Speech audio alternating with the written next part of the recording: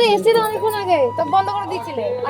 Time হয়ে গেছে, বন্ধ তো হবে। আজ অনেক আশা নিয়ে মায়ের মন্দিরে এসেছিলাম, কিন্তু মায়ের মন্দিরে লোকেদের এত বাজে ব্যবহার দেখে আজ মায়ের কাছ থেকে চলে যেতে হচ্ছে। দাঁড়াও, পুরো ঘটনাটা তোমাদেরকে প্রথম থেকে বলছি। তার আগে তোমরা যারা এখন আমার চ্যানেলকে সাবস্ক্রাইব করনি তারা তাড়াতাড়ি করে আমার চ্যানেলকে সাবস্ক্রাইব করে দাও, কারণ আমাদের 3000 সাবস্ক্রাইবার করতে হবে তাড়াতাড়ি করে। আর সেদিনকে ছিল শুক্রবার, আমরা হুট করে প্ল্যান করে চলে আসলাম মায়ের মন্দিরে মাকে দেখবো বলে। আর আমাদের সেদিনকে মন্দিরে যেতে একটু দেরি হয়ে গেছিল। সত্যি কথা বলতে গেলে আমরা জানতাম না যে মায়ের মন্দির 1:30টার সময় বন্ধ হয়ে যায়, আবার নাকি 4টের সময় খোলেন। আমরা যদি এটা জানতাম তাহলে আমরা অনেক আগেই মায়ের মন্দিরে চলে আসতাম। আর আমরা যখন পৌঁছে গেলাম মায়ের মন্দিরে তখন দেখলাম মায়ের দরজা বন্ধ হয়ে গেছিল। আর এখনই ঘটলো এই আসল ঘটনাটা।